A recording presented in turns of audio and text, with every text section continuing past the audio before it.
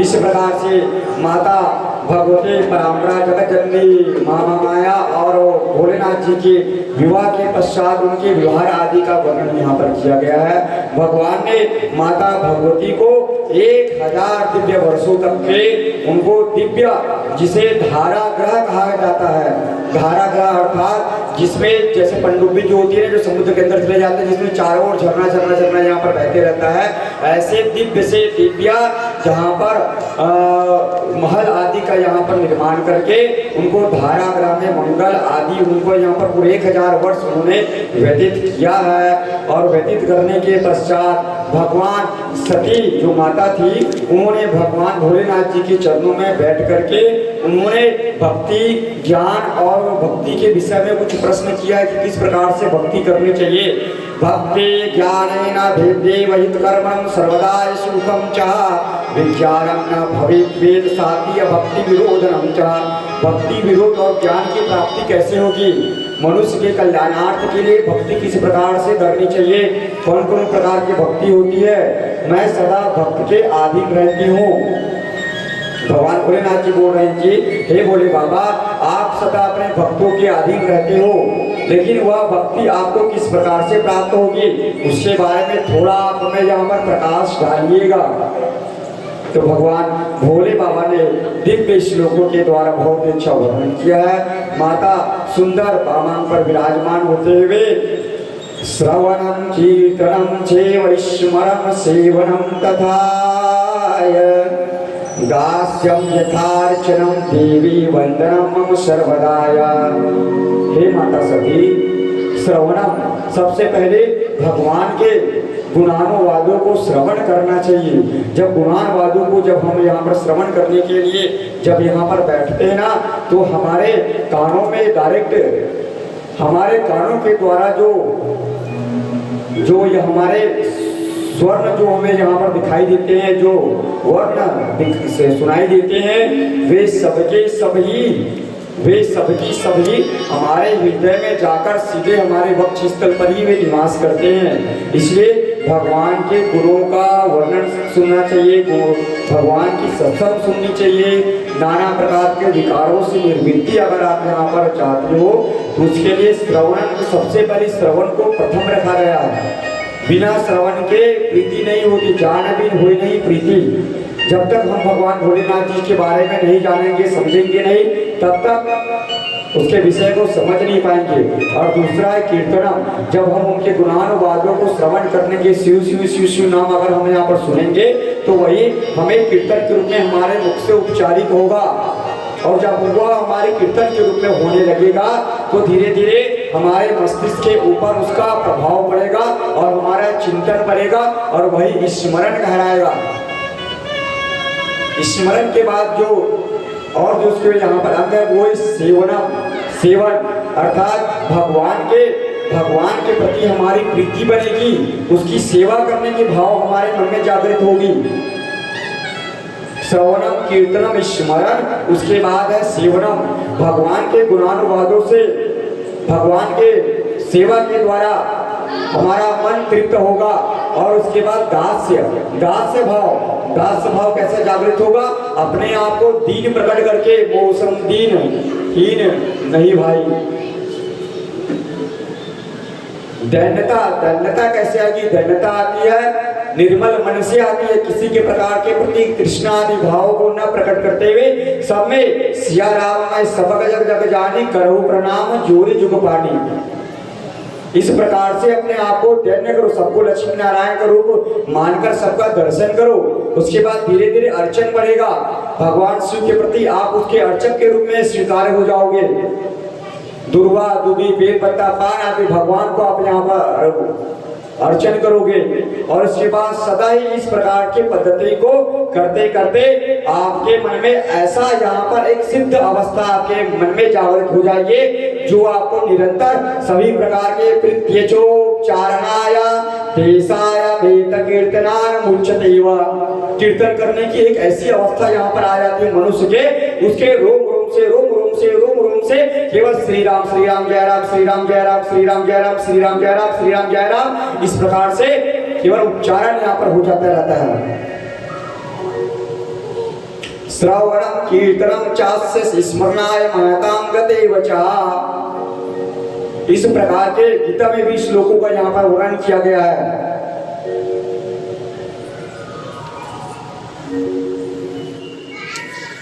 और आगे यहाँ पर ब्रह्मा जी महाराज कहते हैं कि इस प्रकार से भक्ति महारानी जो जिनका वस्त्र यहाँ पर दैन्य है, इन दैन्य की कथा की मूर्ति श्री तुलसीदास जी महाराज थे। इस समय क्या है, तुलसीदास जी महाराज जी को दैन्य क्या है हम ये आपको परिभाषित करके दिखा रहे हैं श्री तुलसीदास जी महाराज जी के चरित्र के द्वारा। एक समय क्या था, श्री वृंदावन में साधु संतों ने श्री नाभादास जी महाराज जी के गुरुदेव श्री अग्रदेवाचार्य जी महाराज जी ने उनको समस्त झरा भंडारा का आयोजन करवाया श्री वृंदावन में। ये भक्ति काल की बात है महाराज जी, हम अपने से नहीं कह रहे हैं, ये प्रमाणित ग्रंथों और प्रमाणित महापुरुषों के द्वारा जहाँ पर लिखी हुई है भक्तमाल की कथा है। भक्तमाल के महत्व की ये कथा है। दैन्य क्या है, जब पूरे झरा भंडारा यहाँ पर भेजा गया ना, तो उसी समय श्री तुलसीदास जी महाराज जी को भी न्योता यहाँ पर भेजा गया था। वे काशी में विराजमान थे महाराज जी। और उसी समय श्री अकबर ने भी उसी टाइम से तुलसीदास जी महाराज जी को न्योता भेजा था। वो भी अपने दरबार में श्री तुलसीदास जी महाराज जी का दर्शन करना चाहते थे। लेकिन श्री तुलसीदास जी महाराज जी तो सीताराम जी के चरणों में ही सबको वे अपने आप को छिपाए के रखते थे। मतलब वे संत जो रहते हैं ना, सच्चे जो संत रहते हैं ना, वो कभी प्रकट नहीं होते महाराज। आप वृंदावन आप जाइएगा, आपको सच्चे संतों के अगर आप दर्शन करना है तो तटीय स्थान पर आप जाइए। तटीय स्थान आप वहां पर जाइए, वहां पर प्रकाश नाम का एक चीज नहीं है, विद्युत नहीं है। वहां पर दीपों का सहारा लेकर संत महात्मा लोग वहां पर भजन कीर्तन करते हैं। वहां पर सायं काल के बाद किसी को प्रवेश नहीं दिया जाता। तटीय स्थान आज वो वृंदावन में जिस प्रकार से निधिवन में जैसे भगवान के गोपियों की आवाज, नुपुर आदि की आवाज आती है ना, वैसे यहाँ पर तटीय स्थान में आप जाओगे ना तो श्री कृष्ण राधे राधे राधे राधे राधे राधे इस प्रकार से नाम यहाँ पर उच्चारण होते रहता है। तो श्री तुलसीदास जी ने कहा कि ये तो संतों का झरा भंडारा है, इसमें तो मैं बाद में भी चला जाऊंगा, कोई दिक्कत नहीं है मुझे।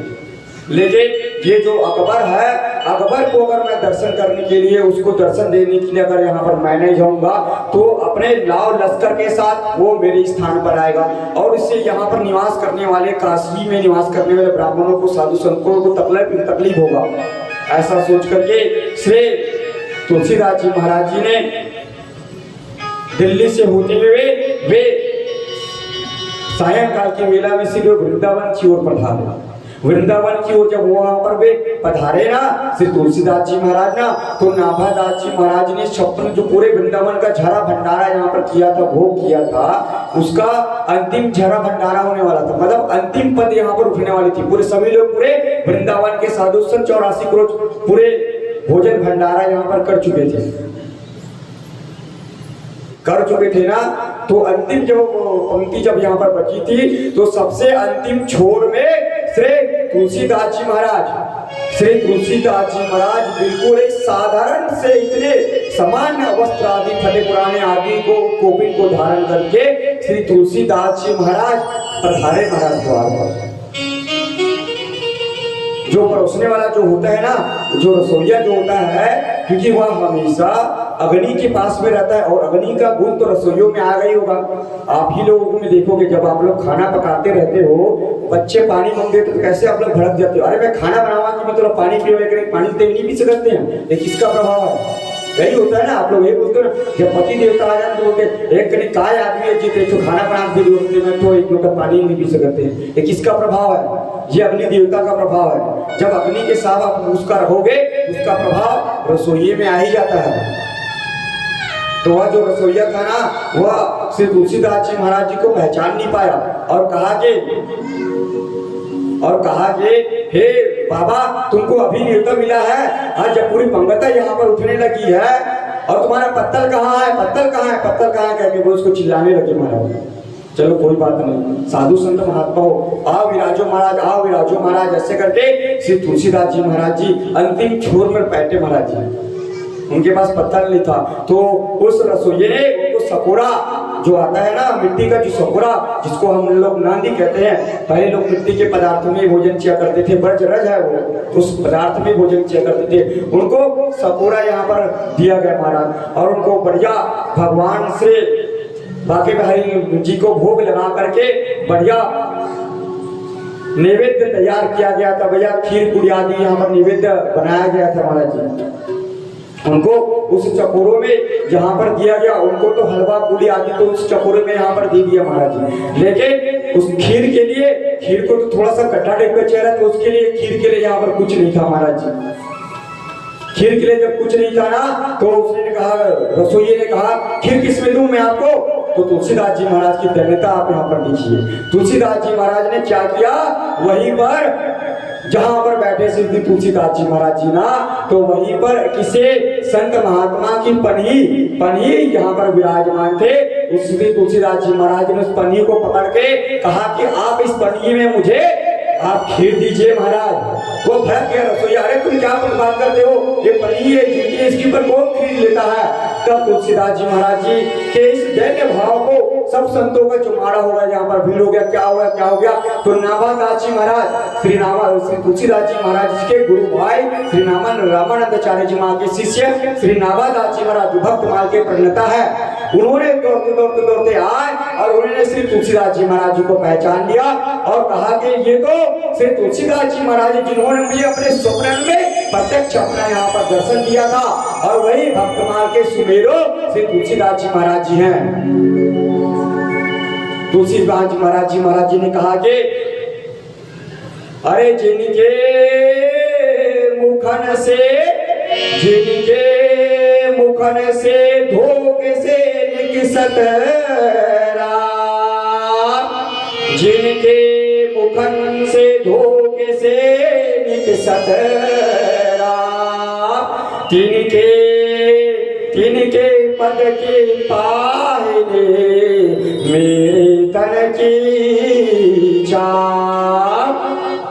श्री तुलसीदास जी महाराज कहते हैं, हे नाभादास जी महाराज, ये संत भगवान, अरे वह संत यहाँ पर धन्य है जिसके मुख से एक बार सीताराम सीताराम राधे श्याम का यहाँ पर नाम निकल जाता है, वे संत यहाँ पर धन्य है। अरे मैं तो ये चाहता हूँ कि मेरे तन की जो चमड़ी है ना, मैं उसका पनी बना करके उन संतों को उनके चरणों में उनको लगाऊं, मैं उनको पादुका के रूप में उनके दूं। यह है भगवान श्री तुलसीदास जी महाराज की धन्यता। तो यह धन्यता कैसे प्राप्त होती है, यह धन्यता संतों के कृपा से, साधु संतों के मध्य विराजमान होकर के कथा का बार बार श्रवण करने से प्राप्त होती है। एक बार कथा सुन लो और भूल गो, ऐसा नहीं, बार बार आप उस चीज को यहाँ पर करो। हमारे गुजरात में कहावत है महाराज, एक नई बहू आई तो उसकी सास ने उसको काम में लगा दिया, और क्या कहा, अरे बहुरिया सास ले अब चक्की छोड़ अब जात ले।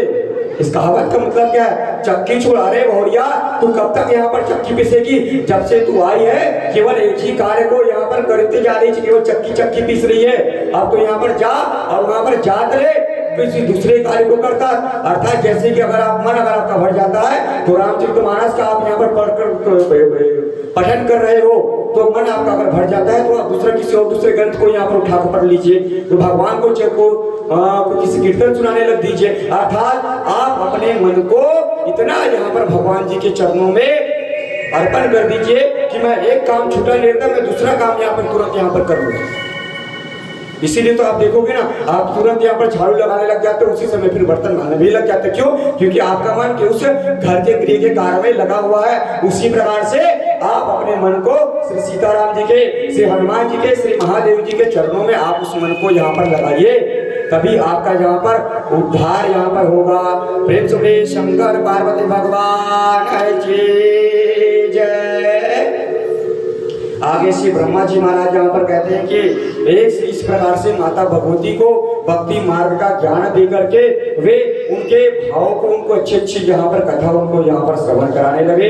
तो एक समय क्या है, जहाँ पर बहुत ही अच्छा यहाँ पर घटित हुई। एक समय भगवान श्री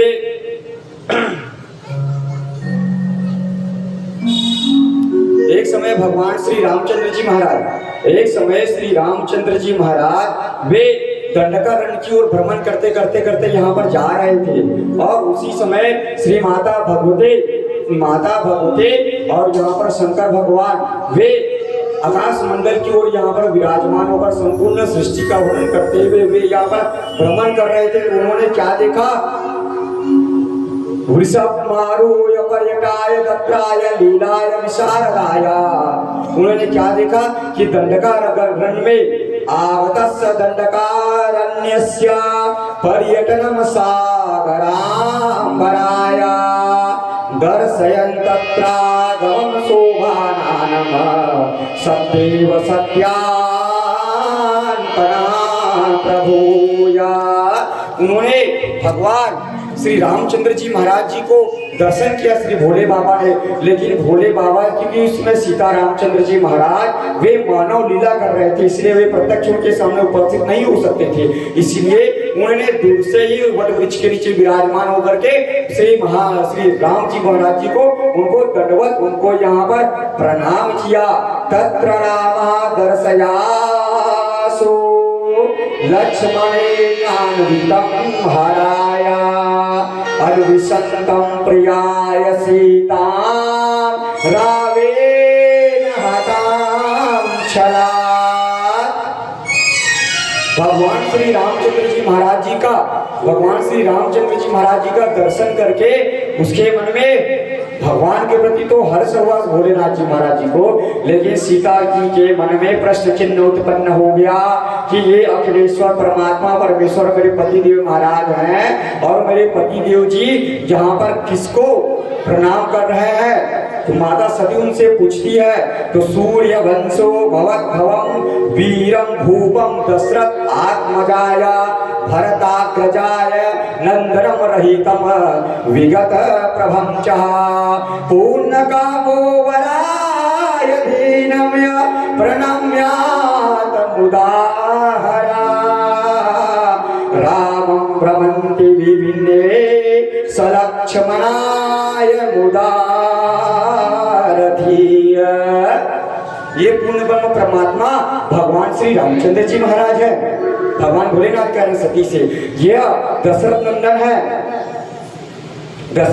है ये मानव रूप धारण करके वे माता सती को दैत्य रावण ने हर लिया है, उसको वे यहाँ पर ढूंढने के लिए वे वन वन पर यहाँ पर भटक रहे हैं। इस प्रकार से श्री सती के जब उन्होंने बताया तो उसके मन में उनको विमोह हो गया कि एक ही परमात्मा कैसे यहाँ पर एक मानव की योनि में उत्पन्न होके सामान्य रूप से वे यहाँ पर प्रकट हो रहे हैं और भगवान इसको यहाँ पर भगवान कर रहे हैं। श्री शिव जी महाराज इसको यहाँ पर भगवान कह रहे हैं। क्या कैसे यहाँ पर संभव हो सकता है? यह कैसे हो सकता है? तब श्री माता सती जी ने भगवान भोलेनाथ जी से कहा कि हे परमेश्वर परम विष्णु परमात्मा, यह कैसे यहाँ पर हो सकता है कि एक ही तत्व दो रूपों में कैसे यहाँ पर प्रकट हो सकते हैं? का विमोय पुरुषो वनाथाय विहाय व्याकुलाय कृतीय विचरतो वने क्लिष्टो दीनो वीरो यधनो धराय। यह जो गौर वर्णो लघोर बंधा शेषेन लक्ष्मणाय धे ज्येष्ठो राम विभोय विष्णु पूर्वांशो निरुपद्रिताय। इतने अच्छे व्यास जी ने श्लोक लिखे ना अद्भुत महाराज, जब इसका उच्चारण करो ना तो फिर रोम रोम प्रफुल्लित हो जाता है। इसलिए हम बहुत अच्छे लगता है श्लोक आदि का उच्चारण करना, जबरदस्त है। तब यहाँ पर शिव जी महाराज कहते हैं कि हे देवे, क्या तुम्हें मेरे वचनों पर अपने पति के वचनों के ऊपर तुम्हें यहाँ पर सत्य वचन के ऊपर तुम्हें भरोसा नहीं हो रहा है? क्या तुम्हें मेरे ऊपर यहाँ पर विश्वास नहीं है?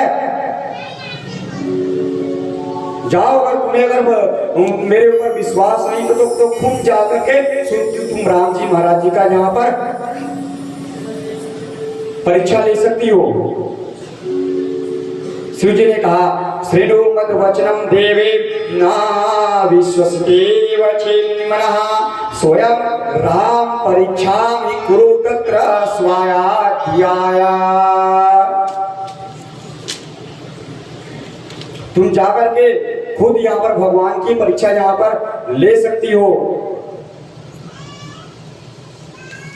जो गोस्वामी तुलसीदास जी महाराज यहाँ पर वर्णन करते हैं, जो तुम्हारे मन यते संदेह हो तो किन जाय परीक्षा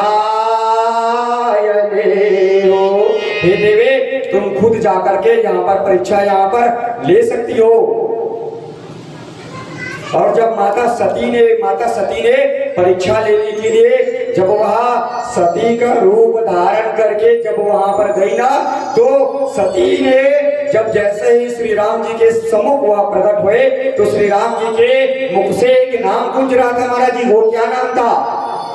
वह नाम था शिव शिव शिवा शिवा शिवा शिवा शिवा शिवा शिव शिव शिवा शिवा शिवा शिवा शिवा शिवा शिव शिव शिव शिव शिव शिव शिव शिवा शिव शिव शिवा शिव शिव शिव शिवा शिव शिव शिवा शिवा शिव शिव शिवा शिवा शिव शिव शिवा शिवा शिव शिव शिवा शिवा शिव शिव शिवा शिवा शिव शिव शिवा शिवा शिव शिव शिवा शिवा शिव शिव शिवा। श्री राम जी महाराज जी ने पहचान लिया, वो तो अंतर्यामी महाराज। श्री सुजी महाराज वर्णन करते हैं, सीता रूपां सते दृष्टवा जपन्नाम शिवेति च वीर्यस्य तत् प्रविज्ञाया नत्वायवचद रघोध्वजा। श्री राम जी महाराज जी ने सीता जी मैया को पहचान लिया, सती मैया को, और कहा, क्या कहा महाराज जी?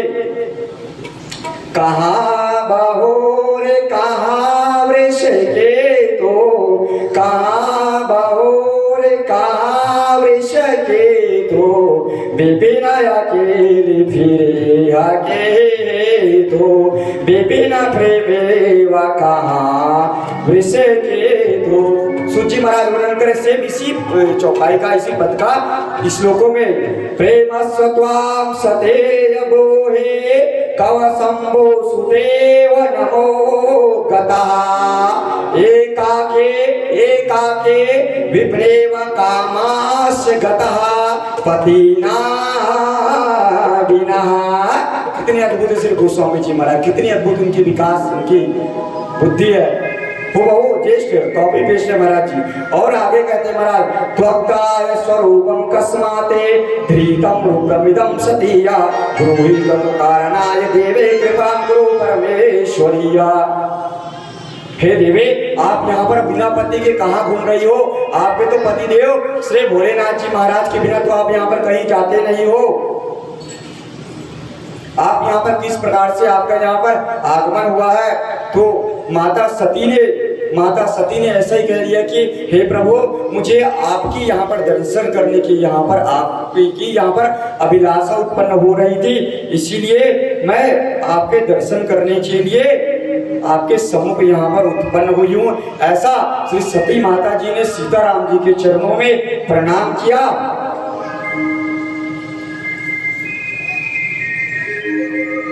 और भगवान सती, हम आपको एक ऐसी कथा श्रवण कराने जा रहे हैं जिसको आप लोगों ने कभी नहीं सुना होगा महाराज। यह शिव महापुराण की कथा है। प्रायः लोग इस प्रकार की कथा को नहीं कहते हैं, शॉर्टकट में सता कथा कह देते हैं और चले जाते हैं। आप लोगों ने इस कथा को पहले यहाँ पर कभी नहीं सुना होगा।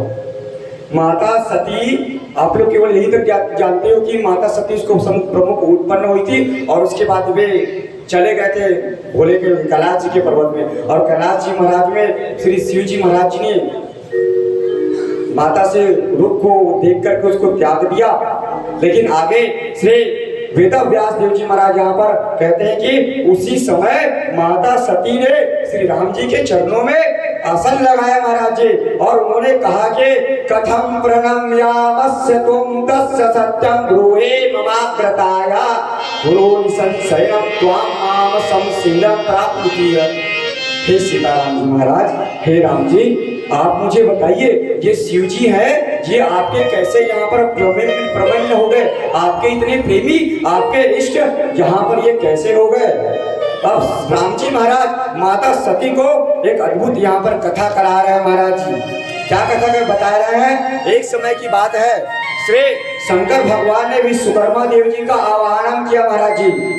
शंकर भगवान जी को विश्वकर्मा देव जी ने बुलाया और एक ऐसे महल का गोष्ठ का यहाँ पर निर्माण कराया जो स्वर्णों से यहाँ पर रचित थी। अष्टमणिया निधिया उस भवन में यहाँ पर विराजमान थी महाराज जी।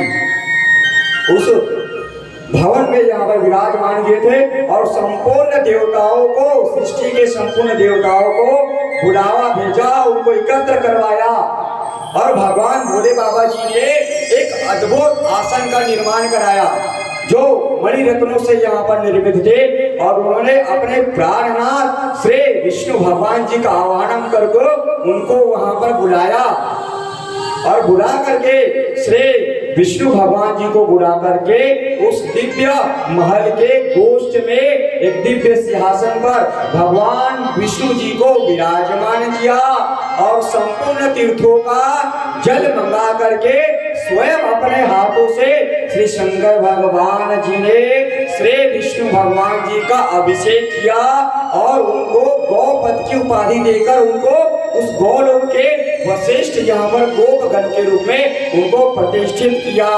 अतः प्रावृतेन लोकेशा मंत्रे देहायनम हरिया मम्मद्वं स्वयं विष्णु जाताय सर्वं शृणोति। और आज से भगवान भोले बाबा जी ने घोषणा कर दी कि आज से मेरी आज्ञा के अनुसार भगवान विष्णु हरि सदैव मेरे लिए वंदनीय रहेंगे और वे गोपाष्टदी के पद पर सदैव यहाँ पर विराजमान होंगे। प्रेम से बोले श्री गोपाष्ट भगवान के जय। और यह इस वचन को स्वीकार करते हैं द्वापर युग में श्री विष्णु भगवान ने कृष्ण और बलराम जी के रूप में जन्म लेकर के ग्वाले के रूप में इस वचन को स्वीकार किया महाराज। ये इसकी दिव्य कथा।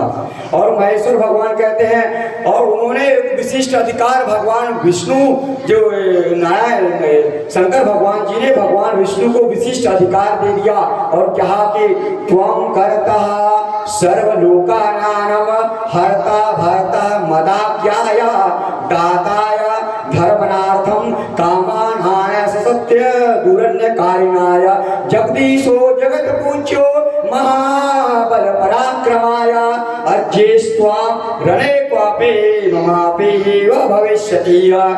हे मेरे प्राणनाथ राम जी, आज ही आपसे इस गोलोक के अधिष्ठ देवता है, आप संपूर्ण विश्व का पालन पोषण करोगे, संहारण करोगे, धर्म का काम करोगे और आपके जैसे जो मेरा भक्त है वो ही आपका ही यहाँ पर भक्त होगा। हम दोनों की शिव और श्री राम जी की शक्ति दोनों बराबर है। शक्ति त्रयम गृह्णाय त्वमिच्छादि प्रभृतम ध्याय नाना लीलाय प्रभुत्वं सुकुंत्राय भवत्रेय। इस प्रकार से भगवान भोलेनाथ जी ने विशिष्ट विशिष्ट उपाधि ली। आप लोगों ने कथा कभी सुनी थी क्या? कभी सुने तो कोई हाथ उठा के बता सकता है कि भगवान भोले बाबा जी ने ही जो गोलोक जो धाम है ना भगवान ठाकुर जी का, वो गोलोक जो धाम है ना वे भगवान से शिव जी का गोष्ठ का स्थान है, उसे उन्होंने श्री विष्णु भगवान जी को प्रदान किया है। और उसके अधिष्ठाता देव श्री ठाकुर देव जी महाराज ये परम दयालुता से भोलेनाथ जी महाराज जी की। और कहा है कि मम लोके तवेदम वेवा स्थानम च परमम मिदम गौलेकम इति विख्यातम भविष्यति मनोज्वलम। इस लोक में आपका यह परम वैभवशाली और अत्यंत उज्जवल स्थान गौलोक के नाम से पूरे विश्व में विख्यात होगा।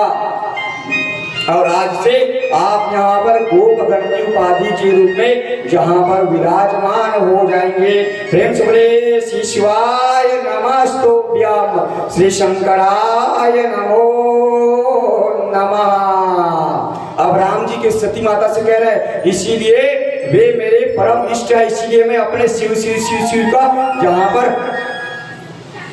उपचारण कर रहा था उन्हीं का मैं स्मरण करते रहता हूँ। और कहते हैं महाराज जी, इदानीं स चतुर्धात्राय अवतारा संगराज्ञाय रामो हम तत्र भरतो लक्ष्मण सत्रेता। मैं इस सामान्य मानव के रूप में राम लक्ष्मण सीता जानकी के चार राम लक्ष्मण भरत और शत्रुघ्न के रूप में दशरथ नंदन जी के घर में हमने अवतार लिया है। और हम लीला वर्णन करते हुए अपनी मानव जीवन के इन कष्टों को भोग रहे हैं। ऐसा श्री राम जी महाराज ने माता सती को दिव्य यहाँ पर कथा यहाँ पर सुनाया। और अब यहाँ पर आगे कहते हैं कि महाराज श्रुत्वाय शिव वचनो नाहं किमन्याभि प्रणान्वितः। शिव ने भगवान शिव ने कहा कि जो भगवान शिव का उपासक होगा, इसी बात को जो हमने और दोबारा कह चुके, इसी बात को फिर से रिपीट किया गया महाराज जी, जो भगवान शिव का उपासक होगा उसको भगवान नारायण के प्रति श्रद्धा रखनी चाहिए। और जो नारायण का यहाँ पर उपासक है उसको भी यहाँ पर भगवान के प्रति यहाँ पर श्रद्धा यहाँ पर रखनी चाहिए। दोनों बराबर ही है महाराज जी।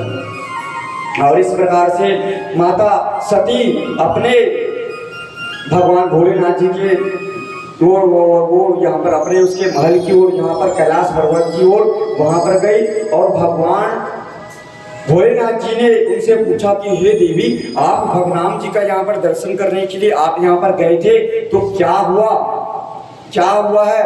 तो उन्होंने कहा कि हे भोलेनाथ जी, मैंने कुछ नहीं किया है, बस मैं तो भगवान शिव के दर्शन कर राम जी के दर्शन करने के लिए यहाँ पर गई थी। ऐसा करके भगवान शिव ने जब ध्यान लगाकर यहाँ पर देखा तो क्या देखा, श्रुत्वाय शिव वचनो ये नाहं किमपि प्रणान्वितः। भगवान ने जब उन्होंने देखा तो माता ने सती का रूप धारण कर लिया था। माता सती ने सीता का रूप धारण कर लिया था।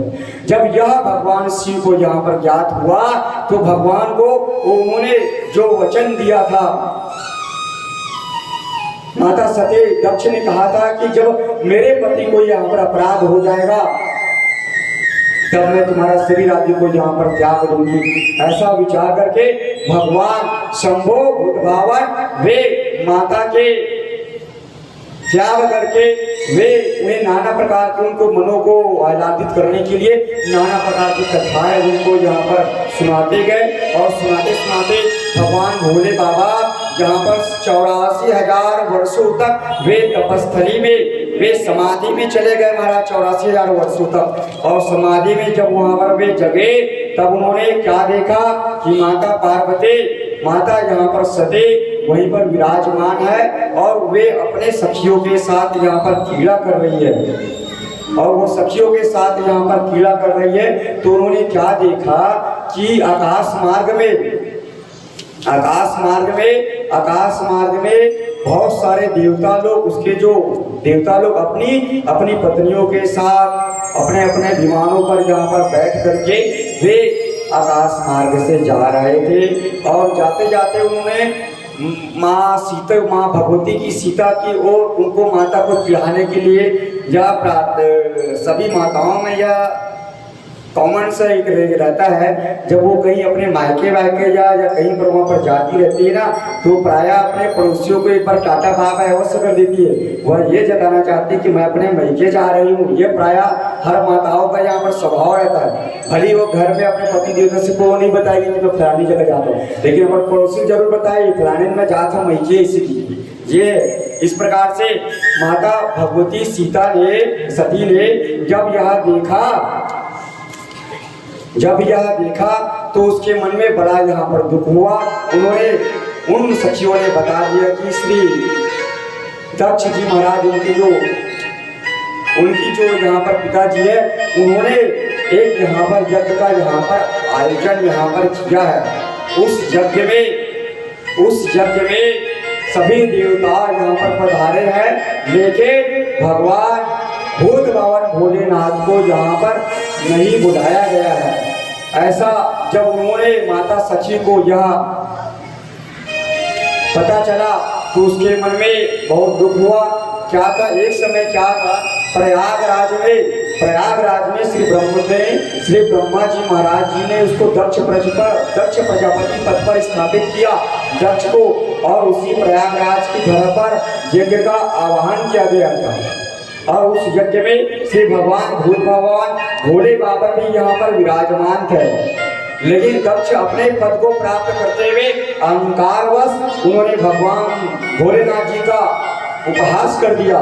एते सर्वे वचः सुरासुरा वृषं नमन्ति मां विप्रस्य तथा स्वाय कथम हामो दुजनाय। आप लोग ध्यान से सुनिए, दक्ष क्या कह रहे हैं भगवान शिव के बारे में।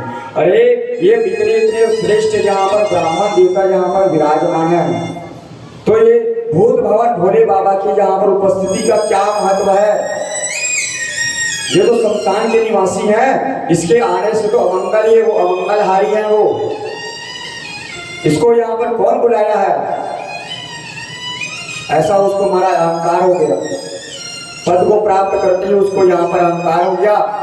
इस रुद्र को यज्ञ में बहिष्कृत करता हूँ और चारों वर्णों से बाहर करके संसार में निवास करने वाले उस घोर अघोरी बाबा को यहाँ से खदेड़ दो। ऐसा दुर्वचन को यहाँ पर जब कहा ना दक्ष ने, तो नंदीश्वर देव जी महाराज उनका माथा खनका और उन्होंने कहा, रे रे संत महामूढ़ाय दक्षं दुष्ट मते तवाया। अरे मूर्ख दुष्ट दक्ष, तेरे ये हिम्मत है कि तू भोलेनाथ जी महाराज जी को अपमान कर रहा है, जो यज्ञों के नारायण है। बिना यज्ञ के भगवान शिव के द्वारा बिना कोई यज्ञ सफल नहीं होता है। वो यज्ञ के प्रधान देवता के रूप में विराजमान होते हैं। नंदीश्वर ने दक्ष को महाराज खूब पुकारा है, लेकिन दक्ष की होनी को कौन रोक सकता है। यूयम सर्वे रुद्रागणा वेद परिहाय भवन्तु वेव।